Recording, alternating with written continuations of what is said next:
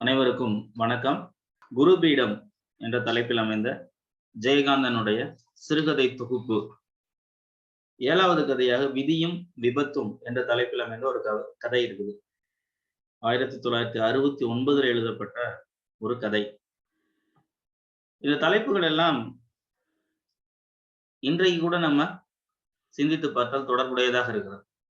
விதி பற்றிய சிந்தனையோ இல்ல விபத்து குறித்த சிந்தனையோ அவருடைய ஒவ்வொரு தலைப்புகளும் பாருங்களேன், பெரும்பாலும் எக்காலத்துக்கும் பொருந்தக்கூடியதாக இருக்கும். விதி அப்படின்னா என்ன? ஃபார்முலா அப்படின்னு சொல்லுவோம், சமன்பாடுகள், அது எல்லாத்தையும் நம்ம விதின்னு சொல்றது உண்டு. ஊழ்வினை அப்படின்னு சொல்றது உண்டு, தலை விதி அப்படின்னு சொல்றோம். விதி பற்றிய நம்பிக்கை காலந்தோறும் நம்மிடம் இருந்துட்டு தான் இருக்கு. அதே மாதிரி விபத்து, சாலை விபத்துகள் அப்படின்னு சொல்றோம். இன்னும் எதிர்பாராத ஒரு நிகழ்வை விபத்து அப்படின்னு சொல்றது வழக்கம். இந்த கதை ஒரு தத்துவார்த்தமான கதை. பாரதியாருடைய குயில் பாட்டு அதை போல இந்த கதையை நாம் அணுகலாம். இந்த கதையில ஒரு மாமரம், அதுல இருக்கக்கூடிய மாம்பழம், அது ஒரு பையன் சாப்பிட்றான். சாப்பிட்டுட்டு இந்த மாங்கொட்டையை தூக்கி எறிகிறான். இந்த மாங்கொட்டை ஒரு கழிவுநீர் செல்லக்கூடிய பாதையில போயிட்டு விழுது. அவன் ஒரு குருவியை திட்டமிட்டு எறிகிறான். குறி பார்த்து எறிகிறான். ஆனால் குருவி தப்பிச்சிருச்சு. அந்த மாங்கொட்டை போயிட்டு அந்த கழிவு நீர்ல கால்வாயில விழுது. விழுந்து அது மேல ஒரு புழு நெளியுது. அந்த மாங்கொட்டைக்குள்ள அது போக முயற்சி பண்ணுது, அதனால முடியல. அப்புறம் அதே நேரத்துல கொஞ்ச நேரத்துல இன்னொரு அழுகி போன ஒரு மாம்பழம் அதுக்கு பக்கத்துலேயே வந்த உடனே அந்த புழு இந்த மாங்கொட்டையை விட்டுட்டு அந்த பழம் வசதியா இருந்தனால அதுக்குள்ள போயிடுச்சு. சில நாட்களுக்கு பிறகு அந்த மாங்கொட்டை துளிர் விட்டு மண்ணில் வேரூன்றி மரமாகிறது. அந்த மரத்துல இருந்து நிறைய பழங்கள், அந்த பழங்கள் தலை சுமையாகவும் பல்வேறு கடைகளிலும் பல்வேறு நாடுகளுக்கும் விமானங்களிலும் பயணம் செய்கின்றன. அப்புறம் அதே போல ஒரு மாங்கொட்டை மறுபடியும் ஒரு கழிவு நீருக்குள்ள போய் விழுது. இந்த மாதிரி இந்த கதையில அவர் சொல்லக்கூடிய அந்த ஒரு மா விதை, மாமரத்தின் விதை, அது எப்படியெல்லாம் தன்னுடைய வாழ்க்கையை உருமாற்றிக் கொள்கிறது, அதனுடைய இயக்கம் என்பது அதனால் தீர்மானிக்கப்படுகிறதா, அதை சுற்றி இருப்பவர்களால் தீர்மானிக்கப்படுகிறதா? உயிர் அப்படின்னு சொல்றோம். ஓரறி உயிர், ஈரறி உயிர், மூவறி உயிர் அப்படின்னு. அப்ப அந்த மா விதைக்குள்ள இருக்கக்கூடிய உயிர், அந்த விதை எத்தனை ஆயிரம் பழங்களை உருவாக்க போகிறது? அப்ப அதனுடைய விதி சரியானதாக இருந்தால் அது மரமாகி பல விதைகளை, பல மரங்களை, பழங்களை உருவாக்கும். அதே அதற்கு விபத்து நேர்ந்தால் அப்படி ஒரு வாய்ப்பே இல்லாமல் போயிடும். அந்த புழு அந்த பழத்துக்குள்ள போய், அந்த மா விதைக்குள்ள போய், இப்படி ஏதாவது ஒரு நிலையில ஒரு உயிர் என்பது தன்னுடைய இடத்தை விட்டு போய்கிறது மொத்தமா. மனுஷங்களுக்கு மட்டும்தான் உயிர் இருக்குன்னு இல்லை. இந்த மாதிரி ஒரு சொல்லக்கூடிய இந்த மா விதை என்பது நம்ம கூட எடுத்துக்கலாம், மனுஷங்களை கூட எடுத்துக்கலாம். இப்ப நமக்குள்ள இருக்கக்கூடிய ஆற்றலை நாம் எப்போது வெளிப்படுத்துகிறோம், எப்படி வெளிப்படுத்துகிறோம்? அசைந்து வெளிப்படுத்துகிறோமா, அசையாமல் வெளிப்படுத்துகிறோமா? இப்ப அந்த மாவிதை, அதுக்குள்ள இருக்கக்கூடிய அந்த உயிர், அது என்பது ஒரு தவம் போல இருக்கிறது. அந்த மாவிதை என்பது அசையாமல் இருக்கும்போது அதுக்கு உயிர் இருக்குது. புலம்பெயர்ந்து இடம்பெயர்ந்து வேறு இடங்களுக்கு அது தூக்கி எறியப்பட்டாலும் ஏதோ ஒரு நிலையில அது ஒரு யோக நிலையில இருக்குது. இருக்கும்போது அது மண்ணுக்குள்ள வேரூன்றி தன்னை நிலைப்படுத்திக் கொள்கிறது. இப்படி இவர் சொல்லக்கூடிய இந்த கதை என்பது, நாம் எத்தனை பேர் நம்மை உணர்கிறோம்? தோன்றின் புகழோடு தோன்றுக, அஃதிலார் தோன்றலின் தோன்றாமை நன்று அப்படின்னு வள்ளுவர் சொல்றாரு இல்லையா? எல்லோருமே புகழோட பிறக்கிறதும் கிடையாது, தன்னுடைய துறையில புகழோட வாழ்வதும் கிடையாது. எல்லோரும் ரொம்ப சாதாரணமா வாழ்க்கையை முடித்துக் கொள்ளக்கூடியவர்கள் நிறைய பேர் இருக்கிறாங்க. வெகு சிலர் மட்டும்தான் வாழ்க்கையை மிகச்சிறப்பாக வாழ்ந்து நிறைவு செய்கிறார்கள். விதியும் விபத்தும் கதை இப்படித்தான் தொடங்குகிறது. ஒரு மாட்டுக்கார சிறுவன், அவன் எருமை மாட்டின் முதுகின் மீது கவிழ்ந்து படுத்துக்கொண்டு மாம்பழம் தின்று கொண்டிருக்கிறான். இப்படிதான் கதையோட தொடக்கமே இருக்கிறது. அந்த எருமை சாவதானமாக நடை போட்டுக் கொண்டிருந்தது. அதன் முதுகில் குறுக்கு வாட்டில் கவிழ்ந்து படுத்து தொங்கிய வண்ணம் அந்த சிறுவன் சுவாரஸ்யமாக மாங்குட்டையை பல்லால் சுரண்டி கொண்டிருந்தான். சுத்தமாக கொஞ்சம் கூட மஞ்சள் பசையே இல்லாத அளவுக்கு அதை அவன் சுவைத்தான். பிறகு அவனுக்கு அதை என்ன செய்வதென்று தெரியவில்லை. சற்று தொலைவில் மாந்தோப்பின் வேலி ஓரமாக ஓடுகிற சாக்கடைக்கு பக்கத்தில் உள்ள காணிக்கல் மீது ஒரு மைனா குருவி பறந்து வந்து உட்கார்ந்தது. அதை பார்த்த உடனே இந்த மாட்டுக்கார சிறுவனுக்கு அதன் மீது குறிபார்த்து எரிய வேண்டும் என்ற ஆசை. குறிபார்த்து எரிகிறான். நிச்சயமாக அந்த இடத்தை அவனால் குறிபார்த்து அடிக்க முடியும் என நம்பினான். அவனுக்கு குருவிகளின் சாமர்த்தியமும் தெரியும். எவ்வளவுதான் வேகமாக வீசி எறிந்தாலும் அந்த கல் இலக்கை அடைவதற்குள் எப்படியோ அந்த குருவி பறந்து விடுகிறது. இந்த மாதிரி சாதாரண காட்சிகள்ல கூட அவர் பல வாழ்வியல் நுட்பங்களை சொல்றார். வாழ தகுதி உள்ளன மட்டுமே வாழும், அல்லன செத்து மடியும். இப்ப மனிதர்கள் சூழலுக்கு ஏற்ப தங்களை தகவமைத்துக் கொள்ளாவிட்டால் வாழ முடியாது என்பதை இதுல இருந்து நம்ம எடுத்துக்கலாம். வெறும் கல் சிதறினால் பரவாயில்லை, ஆனால் அது ஒரு உயிருள்ள விதை. அந்த விதைக்குள்ள உயிர் இருக்கு அப்படிங்கிறத இந்த இடத்துல சொல்றேன். எப்படி அந்த விதைக்குள்ள உயிர் இருக்கோ அது போல நாம் எல்லோருமே உயிர் உள்ளவர்கள். ஆனால் நடைப்பிணங்களாக பலர் வாழ்ந்து கொண்டிருக்கிறார்கள். என்னுடைய வாழ்க்கை நோக்கம் என்ன அப்படின்னு தெரியாமலே. உயிருள்ள விதை, இதை நட்டால் முளைக்கும், அந்த மரம் பூக்கும் காய்க்கும், தன் ஆயுட்காலத்தில் எத்தனையோ ஆயிரம் பழங்களை அந்த மரம் தரும். இந்த ஒரு விதை பல்லாயிரக்கணக்கான விதைகளுக்கு மூல ஆதாரமாகும். இப்படி அந்த ஒரு விதைக்குள்ள இருக்கக்கூடிய பல விருட்சங்களை எல்லாராலும் பார்க்க முடியாது.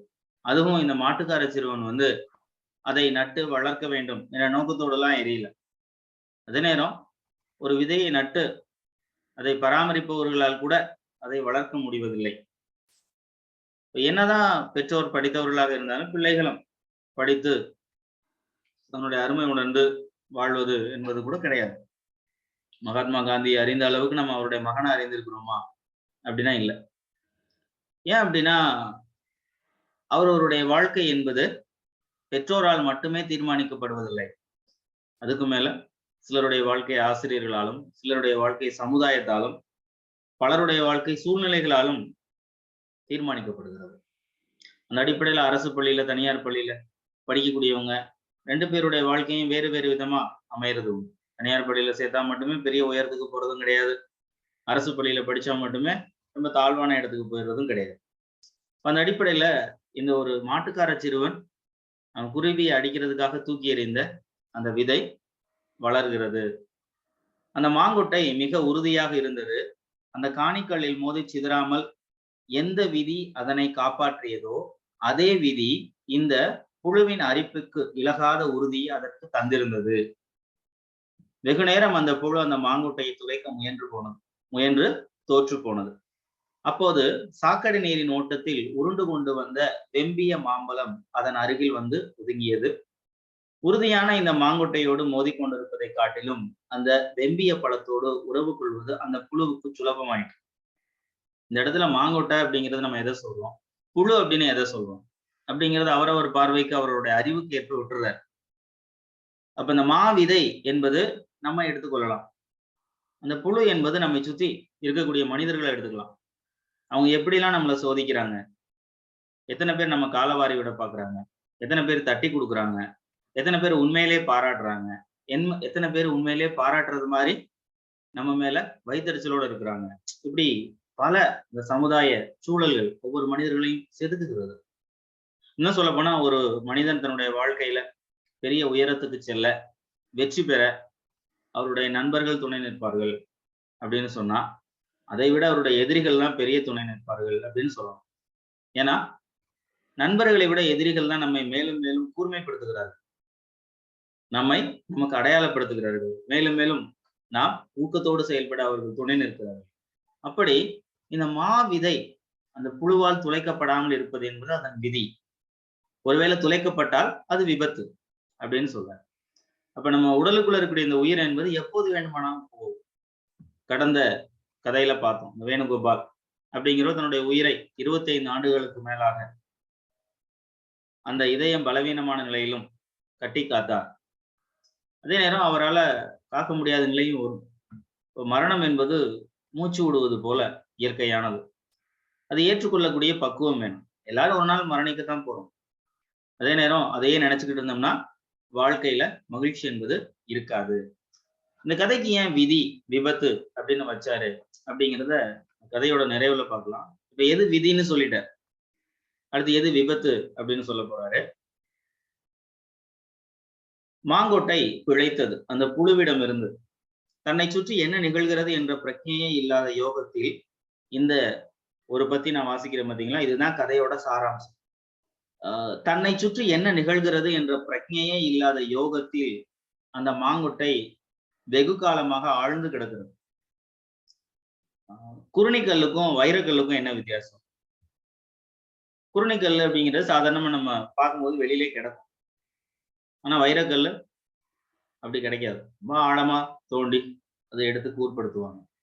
அப்படி ஒரு மனிதன் எப்போது வெற்றி பெறுகிறான், எப்போது வியப்பாக பார்க்கப்படுகிறான் என்றால் அவனுடைய அயராத உழைப்பு, தவம், அதன் பிறகுதான் அவன் மதிக்கப்படுகிறான்.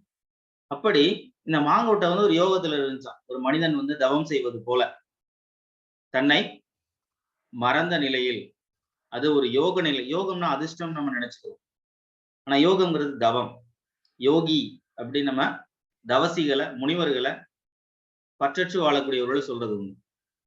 தன்னை சுற்றி என்ன நிகழ்கிறது என்ற பிரச்சனையே இல்லாத யோகத்தில் அந்த மாங்கொட்டை வெகு காலமாக ஆழ்ந்து கிடக்கிறது.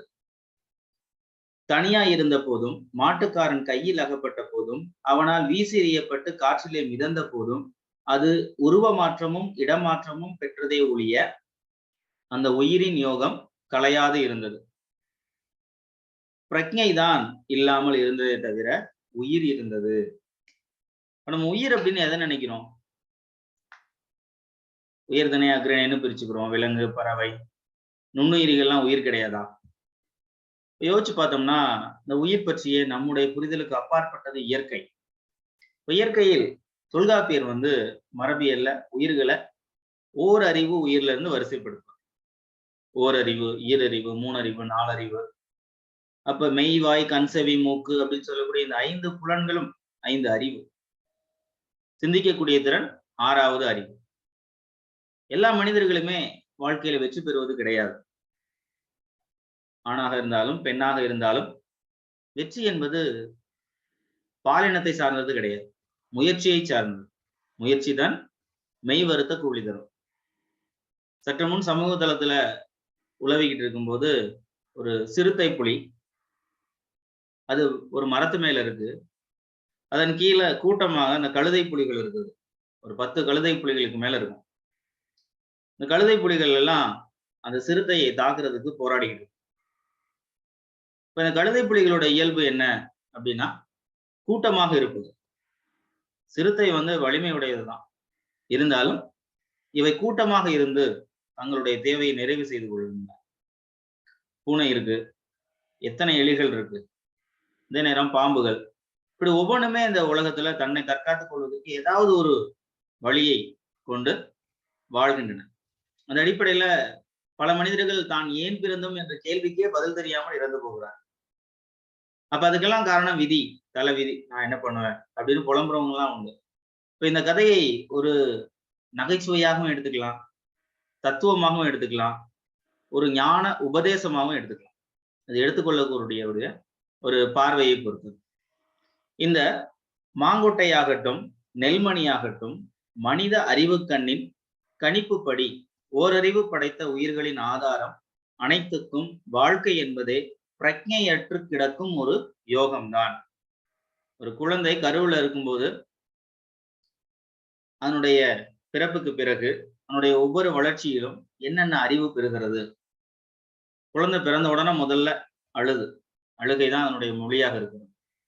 அடுத்து சிரிக்குது, அப்புறம் கத்துது, அப்புறம் பேசுது, அப்புறம் பாடுது, ஆடுது, ஓடுது, கடைசியில மறுபடியும் குழந்தையாகி தன்னுடைய வாழ்க்கையை முதுமை பருவத்துல முடித்துக் கொள்கிறது. இது ஒரு உயிரின் பயணம்.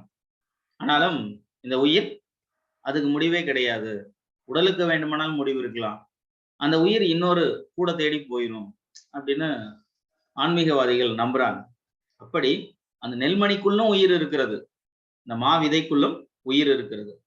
பிரக்ஞையற்று கிடப்பது சாவு என நினைப்பது பேதமை.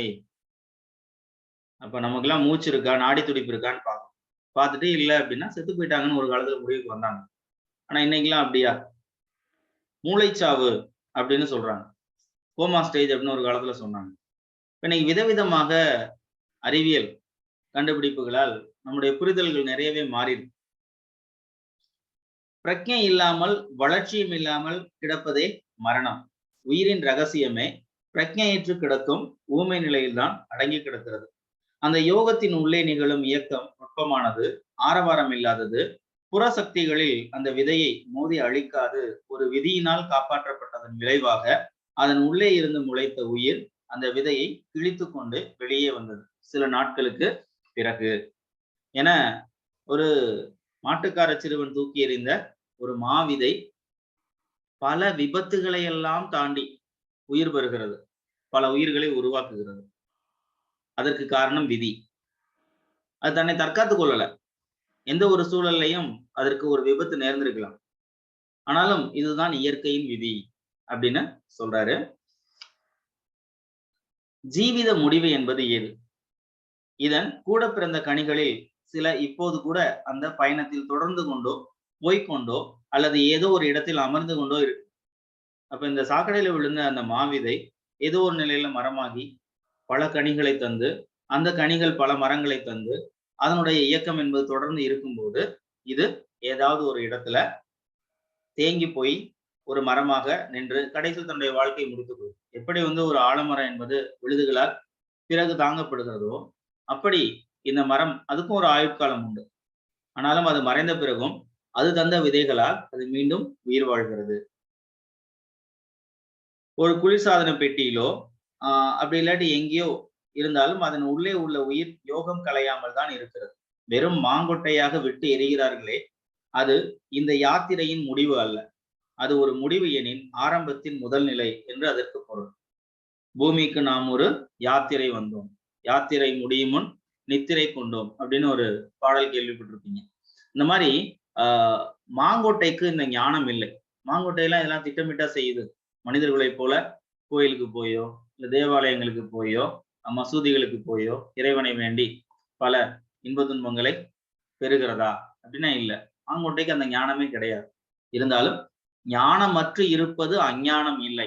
எனவே மாங்கொட்டை ஞானியும் அல்ல, அஞ்ஞானியும் அல்ல. மாங்கொட்டைக்கு ஞானம் அல்ல, உயிர்தான் முக்கியம். இப்படிதான் ஓரறிவு உயிர்க்கும் ஈரறிவு உயிர்க்கும் ஆறறிவு உயிர்க்கும் வேறுபாடு. ஒவ்வொரு உயிர்களும் ஒவ்வொரு நிலைகள்ல வேறுபடுகின்றன. மாங்கனியின் விதி மாங்கொட்டையாவதும் மாங்கொட்டையின் விதி மரமாவதும் இயற்கை என்னும் ரகசியத்தை பற்றிய பிரக்ஞை இல்லை என்பதால் அந்த மாங்கொட்டை முளைக்காமல் போய்விடுமா என்ன? விதி இருந்தால் முளைக்கும், விபத்து நேர்ந்தால் அழியும். மாங்கொட்டை மட்டும்தான் விளையுமா? புழுவும் விளையும். அந்த புழு மாங்கொட்டையின் மீது ஊர்ந்து நீ எங்கே போனால் என்ன, இறுதியில் இங்கேதானே வர வேண்டும் என்பது போல அந்த மாங்கொட்டையை நெருடி நெருடி அதன் யோகத்தை கலைக்க முயன்றது புழு. மாங்கொட்டையை விட புழுவுக்கு அறிவு அதிகம். ஏனென்றால் மாங்கொட்டையின் இந்த நிலையை அது வீழ்ச்சியாக கருதியது. இது வீழ்ச்சி எனில் என்ன? அந்த புழுவின் அரிப்பு தாங்காமல் மாங்கொட்டை யோகம் களைந்து வெளிப்புற்றது. ஓ, இந்த விழிப்புதான் மரணம். இந்த புழுவின் உறவை மறுத்து இறுக்கம் கொண்டு யோகம் களையாது இருந்தது. முளைத்து கிளைத்து துளிர்த்து பூத்து காய்த்து பழுத்து என்ன ஆகி என்ன பயன்? இறுதியில் இந்த வீழ்ச்சி தானே என ஒரு குறிப்பிட்ட நிலையை மட்டும் தனித்து பிரித்து கோடு கழித்துக் கொள்வது பேதமை. அப்ப இவர் சொல்லக்கூடிய இந்த கதை வழியாக இத்தனை ஆண்டு காலமாக நாம் நம்பி வரக்கூடிய பல நம்பிக்கைகள் மறு பரிசீலனைக்கு உள்ளாக்கப்படுகின்றன. விதினா என்ன? ஞானம்னா என்ன? அறிவுனா என்ன? பிறப்புனா என்ன, இது எல்லாத்துக்கும் மேல உயிர் என்பது எது, அது எங்க இருக்கிறது, எப்படி இருக்கிறது, இப்படி பல கேள்விகளை சொல்றார். விதி பத்தி நம்ம நம்பக்கூடியது எல்லாத்தையும் அவரு மறுபரிசீலனைக்கு உட்படுத்துகிறார். நிறைவாக முன்பு உறுதியாக இருந்த மாங்கொட்டை அசையாது கிடந்த யோகத்தால் அழுந்தி முழுகி வளர்ந்தது. இப்போது மாங்கொட்டையின் உள்ளே புகுந்து அதன் உயிரை தின்ற அந்த புழுவின் அசைவில் உயிரற்று இந்த விதையின் சடலமாகிறது. அந்த மாங்கொட்டையின் யோகம் விதி, இந்த மாங்கொட்டையின் மரணம் விபத்து அப்படின்னு சொல்லி கதையை முடிக்கிறார். ஒரு மா விதை, அதையும் சாதாரணமான ஒரு புழுவையும் வைத்து ஒரு மனித வாழ்க்கையை, அதில் இருக்கக்கூடிய நம்பிக்கைகளை எல்லாம் இங்கு காட்சிப்படுத்தி இருக்கிறார். பிறவி பெருங்கடல் நீந்துவர் நீந்தார் இறைவனடி சேராதவர் அப்படின்னு வள்ளுவர் சொல்லுவார். அந்த இறைவன் யார் அப்படிங்கிறத அவர் சொல்லல. இப்ப பிறவிய ஒரு பெரிய கடல் அப்படின்னு சொல்றார். எத்தனை ஆயிரம் பிறப்புகள் இருக்கு இந்த உலகத்துல, எத்தனை கோடி பிறப்புகள் இருக்கு. அதுல நம்முடைய பிறப்பு எத்தனையாவது பிறப்பு, இன்னும் எத்தனை பிறப்பு நமக்கு இருக்கு யாருக்கும் தெரியாது. முற்பிறப்பு, மறுபிறப்பு, நம்புறவங்களும் இருப்பாங்க, நம்பாதவங்களும் இருப்பாங்க. விதி தொடர்பாகவும் நிறைய. அதே மாதிரி வீட்டை விட்டு வெளியில போனோம்னா மறுபடியும் வீட்டுக்கு வந்தாதான் நமக்கு உறுதி. எத்தனையோ வகையான விபத்துகள் நம்மளை சுத்தி நடக்கும். அதுக்காக வீட்டுக்குள்ளே இருந்த விபத்து இல்லாம இருக்குமா? வீட்டுக்குள்ளேயும் பல விபத்துகள் இருக்கும். மின்சார விபத்து இருக்கும், கேஸ் சிலிண்டர் விபத்து இருக்கும், அதுக்கு மேல நடந்து போகும்போது தண்ணி வழுக்கி கூட கீழே விழுகிறது உண்டு. விபத்து என்பது நம்ம வாழ்க்கையில நடக்கக்கூடியதுதான். அதே நேரம் மரணம் என்பது இயற்கையான மரணமும் உண்டு, விபத்தால் நேரக்கூடிய மரணமும் உண்டு. அப்ப இந்த பிறப்புக்கும் இறப்புக்கும் இடையில, கருவறையிலிருந்து கல்லறை செல்லக்கூடிய இந்த இடைப்பட்ட காலத்துல நாம் நம்முடைய வாழ்க்கையை எப்படியெல்லாம் கட்டமைத்துக் கொள்கிறோம், அதை நாம் விரும்பி கட்டமைத்துக் கொள்கிறோமா? அறிவு அப்படிங்கிற அந்த உணர்ச்சி, நம்முடைய மெய்வாய் கண் செவி மூக்கு அப்படின்னு சொல்லக்கூடிய ஐம்புலன்களை, அதையும் தாண்டி நம்முடைய வெற்றி தோல்விக்கு யார் காரணம், தீதும் நன்றும் பிறர் தரவாரா அப்படிலாம் சொன்னாலுமே பலர் அதுக்கு தான் காரணம் என நம்புறவங்களும் இருக்கிறாங்க. இல்ல, அதற்கு இவர்கள் தான் காரணம் அப்படின்னு தன்னுடைய உழைப்பை அடுத்தவர்கள் மேல எடுத்து சொல்றவங்களும் இருக்கிறாங்க. இப்ப எல்லாத்துக்கும் மேல இந்த விதியை நாம் எவ்வாறு வரையறை செய்கிறோம், எது விதி என்று சொல்லுகிறோம். இப்ப இந்த மாங்கொட்டையை போல எதுவுமே செய்யாமல் இருப்பது, இருந்தாலும் அதனுடைய முயற்சி என்பது அந்த உயிருக்குள்ள இருக்கிறது. ஒரு வகையில பார்த்தா இந்த கல்வி அப்படிங்கிறது பாத்தீங்கன்னா வெறும் மதிப்பெண் எடுப்பதோ ஒரு வேலைக்கு போறதோ கிடையாது. அதுக்கு மேல நம்மை அடையாளப்படுத்துவது, நமக்கு உணர வைப்பது, நமக்குள்ள இருக்கக்கூடிய பூரணத்துவத்தை வெளிப்படுத்துவது, அதுதான் கல்வி. ஒரு வகையில பார்த்தா இந்த கல்வி நம்மை முட்டாளாக்குகிறது. எப்படின்னா, நம்ம எல்லாம் அறியாமையோட தான் பிறக்கிறோம், முட்டாளா இல்ல. ஆனால் இந்த கல்வி நம்மளை சிந்திக்க விடாமல் வேறொரு பாதையில சிந்திக்க வைத்து நமக்குள்ள இருக்கக்கூடிய அடையாளத்தை மறக்க வைக்கிறது. அப்படிப்பட்ட சூழல்ல இந்த கதை குறித்த ஒரு கருத்து என்பது ஒருத்தருக்கு ஒருத்தர் வேறுபடலாம். இருந்தாலும் என்னுடைய பார்வையில இந்த கதை என்பது விதி, விபத்து, இது பத்தி நம்ம நம்பி இருக்கக்கூடிய எல்லாத்துக்கும் மேல நம்ம வாழ்க்கையில நம்ம ஒவ்வொரு நாளும் பல விபத்துக்களை தாண்டி வருகிறோம். அடுத்த நிமிஷம் நம்ம இருப்போமா நமக்கு தெரியாது. இந்த நிமிஷம் மட்டும்தான், இந்த மணித்துளி மட்டும் தான் நமக்கு சொன்னோம். அப்ப நம்ம ஒவ்வொரு மணித்துளிகளையும் பல விபத்துக்களை தாண்டி வரும், பல புழுக்களை தாண்டி வருகிறோம். அப்ப நம்ம ஏதாவது ஒரு இடத்துல அந்த மா விதை போல வேரூன்றி பல விதைகளை உருவாக்கக்கூடிய, பல சிந்தனைகளை உருவாக்கக்கூடிய, பல கண்டுபிடிப்புகளை உருவாக்கக்கூடிய இந்த மனித குலம் பயன் பெறக்கூடிய ஏதாவது ஒன்றை நாம் செய்ய வேண்டும். அப்படி செய்யலை அப்படின்னா நம்முடைய இந்த ஓட்டம் என்பது இடையிலே முடிஞ்சு போகுது அப்படின்னு அர்த்தம். இப்படிப்பட்ட ஒரு மனித பயணத்தை குறித்த பார்வையாகத்தான் இந்த கதையை நான் பார்க்கிறேன். நன்றி.